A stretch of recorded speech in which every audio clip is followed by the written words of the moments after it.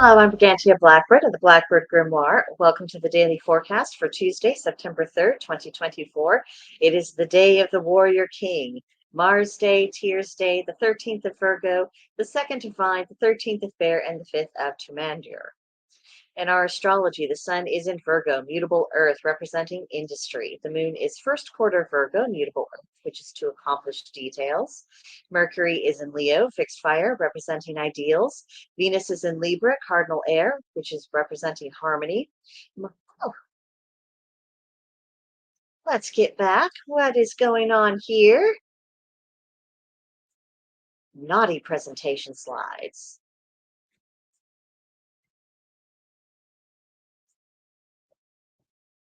There we go. Now, where were we before the machines decided to do their own thing and make their own decisions?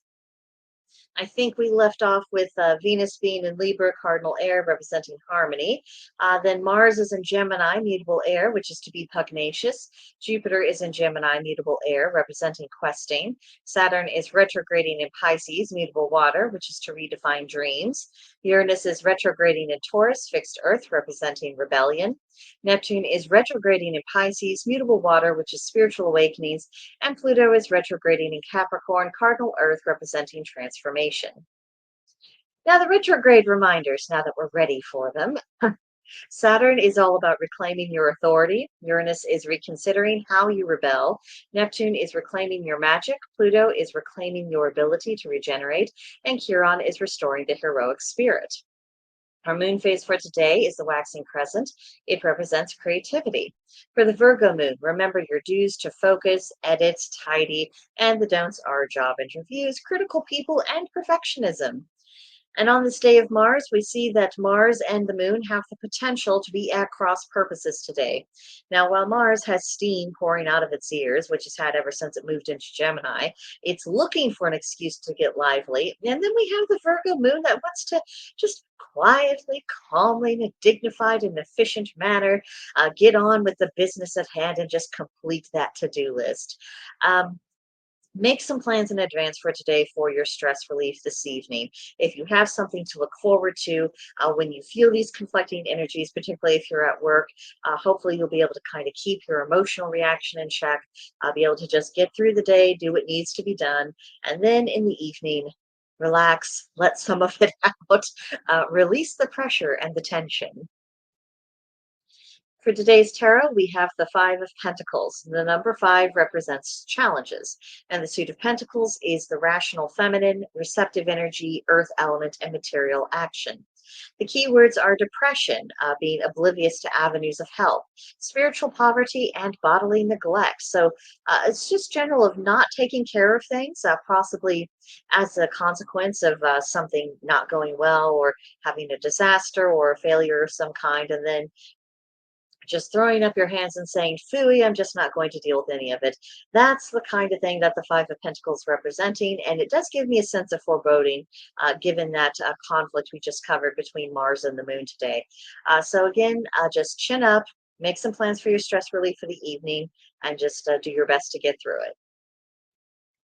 Today's Celtic triad reads three things which make disorder in a household: the man drunken, the wife inexorable, the children intractable.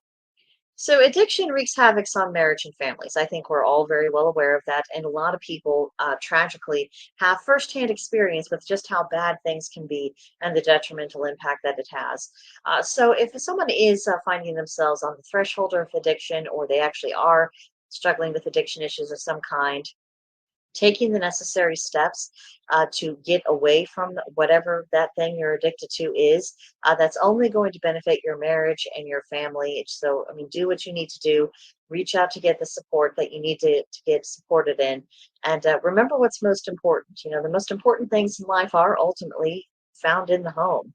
You know, living a life in which you have self-respect, having a good relationship as possible with your spouse, raising children you're proud of, and children who have reason to respect and honor you. So just keep your eyes on the prize with that one. You can do it. And then the next thing on I think what had to do with bad manners. That bad manners creates a terrible atmosphere at home, and it really does damage relationships. I don't see how some people, If they're going to show manners at all, that they will display them for strangers and people at home. I guess they just have to deal with you any which way. That's not a very loving thing to do. Uh, and I just really do think that we need to have a revival of etiquette generally, good manners, learning how to deal with difficult issues in a polite way, of learning how to address emotional issues and upsets in a way that is about dealing with the problem rather than using the other person as a scratching post. I really think we need this desperately. Read Miss Manners. She had her column for years for a reason. And then the children. Out of control hellions are not only a grief at home, but they are a source of dismay and trouble for the entire community. Their little hijinks. When they're 5, it's you can tell when it's not good, and there's a behavior that really does need to be checked, and there's some discipline issues there. But at that point, they're still kind of cute enough to get away with a lot of things, even if they shouldn't. By the time they get to be 15, the time they get to be 25 or older, if they have never been corrected effectively, if they have never learned that some behaviors are unacceptable, this is how you get criminality. This is how you get, sociopathic tendencies, even to a certain extent. This is what eggs on psychosis.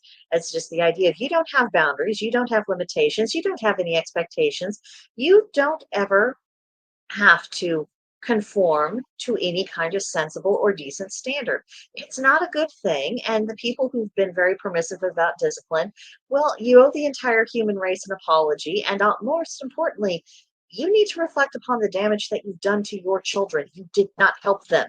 Your job is to be a parent and to teach them how to be a civilized human being.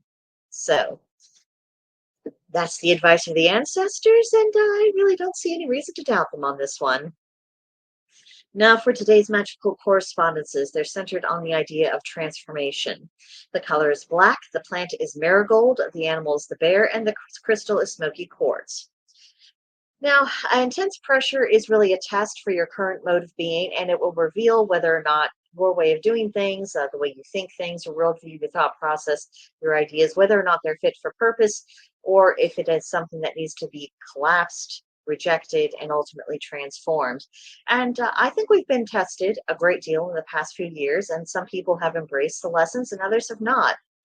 So, if you feel that perhaps this applies to you and you are needing to transform and let go of some things that just aren't really beneficial to you, draw upon these correspondences and do the work, and just remember that sometimes the things we shed ultimately make room for better things to replace them. You're not losing a part of yourself, you're simply refining yourself and becoming more of what you were always meant to be. Then for today's practice, are you seizing the reins of your own life? It's one thing to talk about, this should be done or that should be done, but are you doing anything about your own life? Are you taking control there? Are you essentially self-disciplining yourself enough to make good decisions for yourself as opposed to falling into bad ones? Something to think about, to be sure.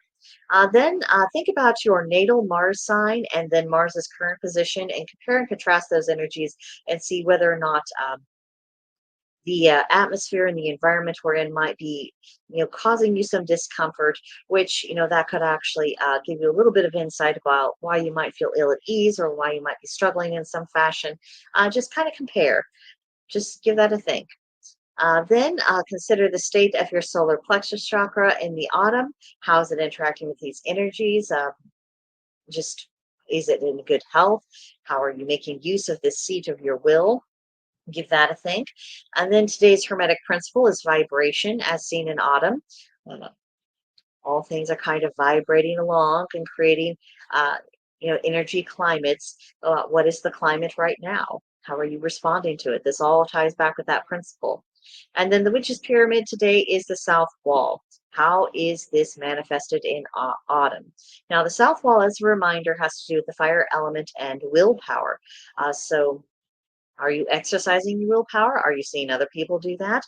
What's going on? Is this something that perhaps you need to stoke your inner fires a little bit more so you can get your goals accomplished? And then for today's journal, Describe a welcoming autumn table settings and what kind of feelings you'd like it to evoke. Now, the thing with any kind of decorating or preparing for company or anything like that, it really is all about the vibes. How are you wanting people to feel when they come into your home, when they sit down to the table? What kind of tone are you really wanting to set? And I thought, might as well think about this now. Before the major holidays get underway, because you might be hosting a family or friends for the coming holidays, and if you think about how you want them to feel, the comforts you want to provide for them, start planning and making arrangements, you're much more likely to be successful in having an atmosphere that you actually want. If you leave everything to the last minute, you can expect to get last minute results. And that will do it for today. Have a very wonderful and magical day. If you're interested, you're welcome to follow me on X at Blackbird's Brew. The Blackbird Grimoire channel is available on both YouTube and Rumble. And of course, if you'd like to meet other practitioners, you'd be very welcome to join the Oak and Elder Witchery on Gilded. So maybe we'll see you there soon. But I think that will do it for today, and I'll see you guys next time. Bye for now.